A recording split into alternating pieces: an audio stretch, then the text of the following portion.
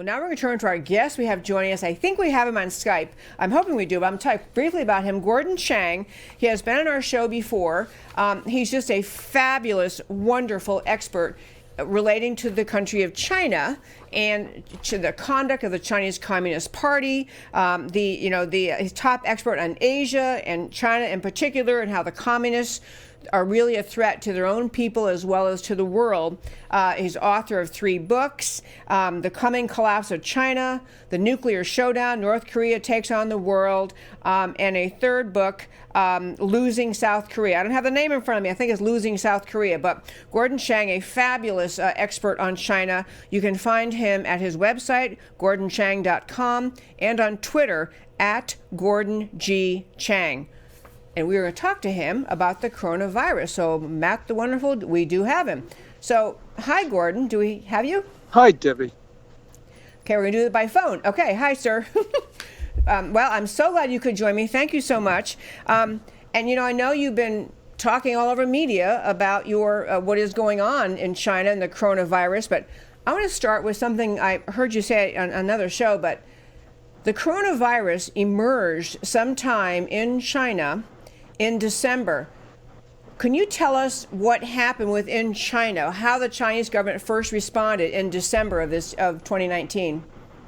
Yeah, health professionals don't know how the coronavirus started.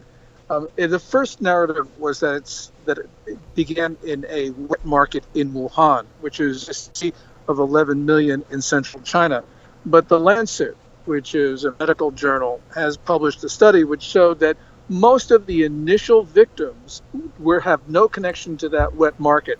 And so many people are now speculating that the coronavirus was released either accidentally or on purpose from a P4 biology lab.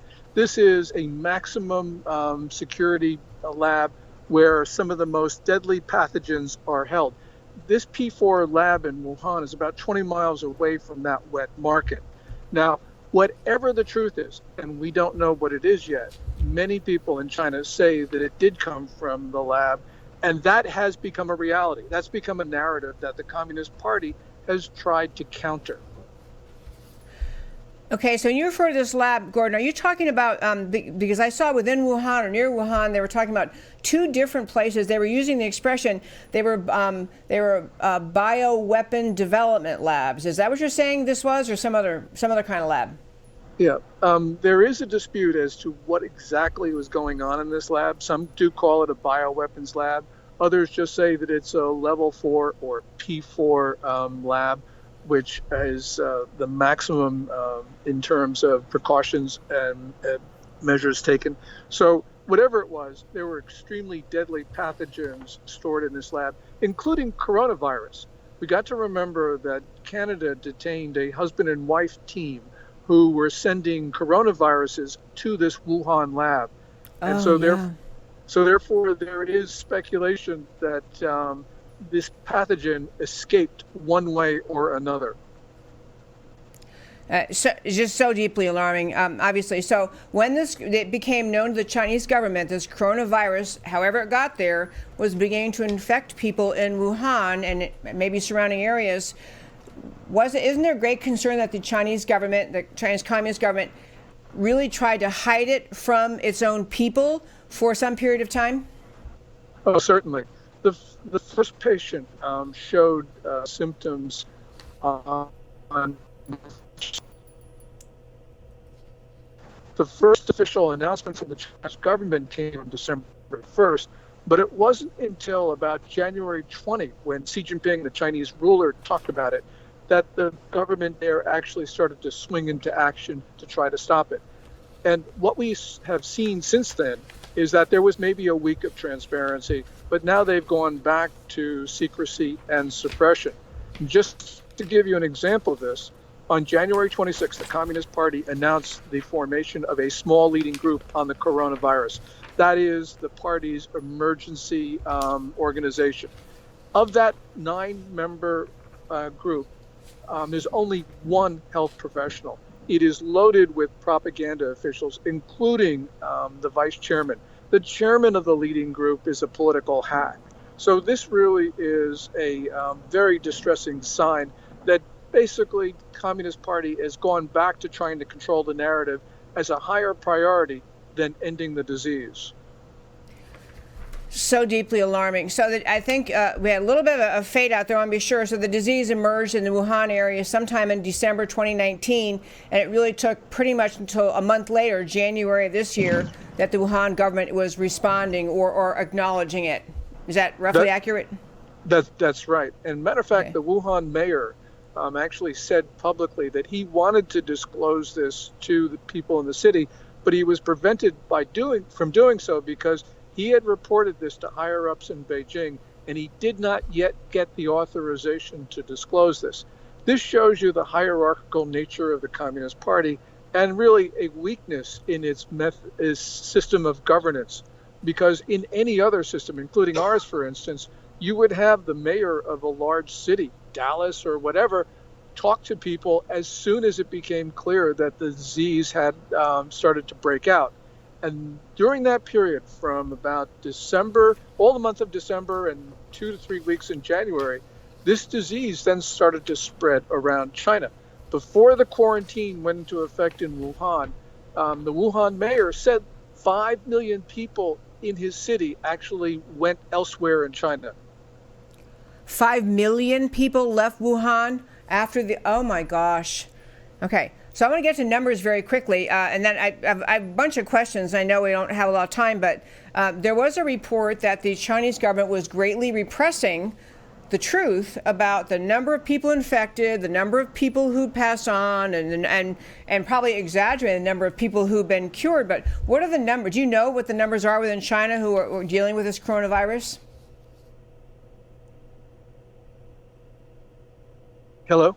Yes. Do we know the numbers in China, people dealing with this coronavirus? No, we don't, Debbie. And there's two reasons. First of all, there's been deliberate falsification by the Communist Party. That's the way they normally operate.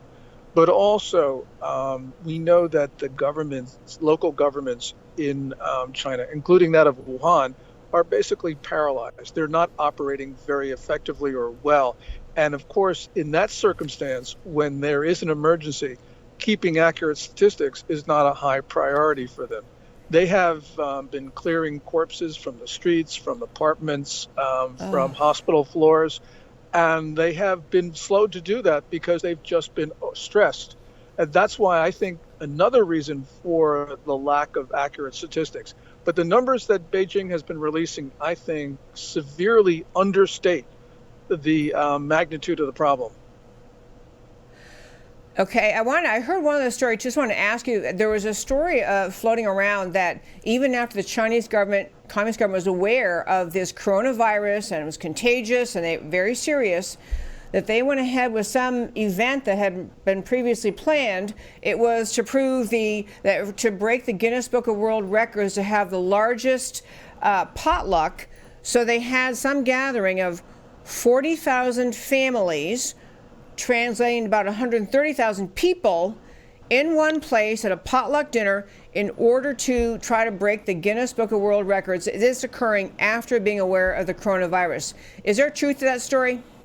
Well, there certainly is, because that potluck banquet took place on January 19th, when Chinese officials knew, of course, what was going on. And you can't imagine a more conducive atmosphere for the spread of disease than a potluck dinner. Every family bringing their own food. So this shows you the critical failing of Communist Party governance.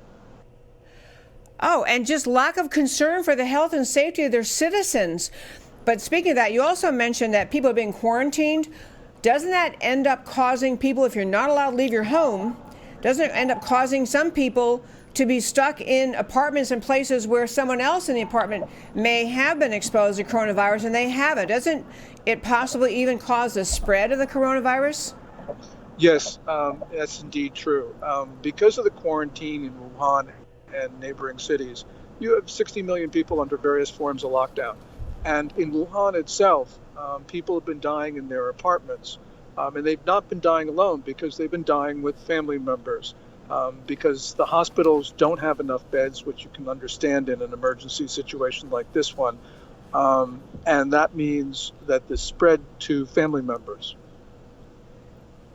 It's almost unbelievable. I mean, it sounds like something you would think may have occurred at an ancient time when we didn't have modern medicine and we couldn't figure out ways to deal with things. So we just locked them away in quarantine. And to think that people are stuck in these apartments infecting each other is truly horrific. I also want to turn to you and ask, there was conversation. In fact, I saw there was in the United States Senate, they were talking about trying to condemn China, which was trying to keep Taiwan excluded from the World Health Organization, and that somehow was going to prevent better global support for an attack on the coronavirus. Are you familiar with that? Yeah, for years, Beijing has been trying to keep the Taiwan, which is a self-governing republic, out of the World Health Organization and out of its World Health Assembly. That's because Beijing claims Taiwan, and so therefore it doesn't want the island to be in any organization which is composed of sovereign states, such as the WHO. This has meant, though, that Taiwan's health professionals, who are among the best in the world, have not been included in efforts to combat the virus. And so this actually acts to undermining China's efforts to prevent the epidemic from spreading faster and further. And of course, it makes it much more difficult for Taiwan authorities to protect the health of people on the island. So this is an area where you have China's geopolitical ambitions undercutting the efforts of the world to prevent what is becoming a global outbreak. Simply shocking. So, I mean, so far you haven't told me any good news. But I do want to ask you, though, do you think in America, what is the proper response of American health officials? Are we doing everything we can be to keep Americans safe, as China seems to be ineptly or secretively handling the outbreak of coronavirus in China? Is America doing everything we can be doing? I think that we are. So, for instance, we have those are issued by the State Department, and we have quarantines for people in friendly areas in China, which is also an medical disease control and prevention is among the best in the world, and they're working overtime on this. So at least Americans, to the extent possible, are safe. When someone comes into the U.S., they're screened, and people who might have the virus are quarantined off. That's really important for us because if we're going to stop this from actually affecting Americans like it's affected China, we've got to have early action. And unlike China, the CDC has acted early. Love that. That should be the response in America. Well, Gordon, there are so many other facets of this story about the coronavirus, and I know that many people are trying to have you talk on their shows, explain what's happening. So thank you so much for taking time to talk with me today. We've been speaking with Gordon Chang. You can find him on Twitter at Gordon G. Chang on Twitter. And also you can find he has a website, which is gordonchang.com. And just thank you for all you do to help America and people in America be more familiar with the Communist Chinese government, what they do, how they repress their people, and really in this particular case, how their totalitarian mindset is actually endangering their own people, their secretive totalitarian, endangering their own people, and ultimately, obviously, endangering the rest of the world. So I just thank you for everything you do, and thanks for taking time to join me. Oh, well, thank you so much, Debbie. And the difference between a totalitarian state and democracy is that we got people like you who are talking about this openly, and that's really important because that's our first line of defense against an epidemic. Thank you. A very good point. Thank you so much, Gordon. Take care. Okay. Thank you.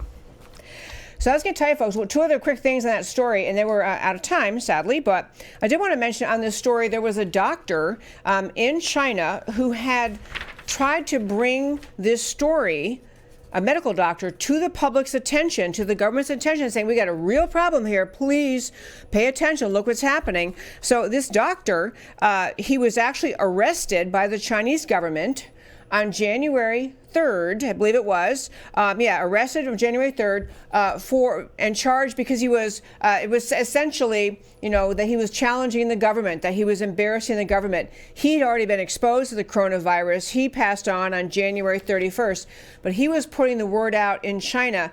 We got a really big problem here, and we better get on top of it. So this coronavirus, first of all, I'm so grateful to have a country like ours in America where we can talk about the tough and bad things, and we can try to fix problems and expose the American people to the truth. That's why I do this show. It's why everyone who has shows like mine, who's out there in the world every day trying to speak truth to America, raise awareness of issues that matter. So grateful for the freedoms we have in America to do that, as contrasted with China, where you get arrested for talking about it.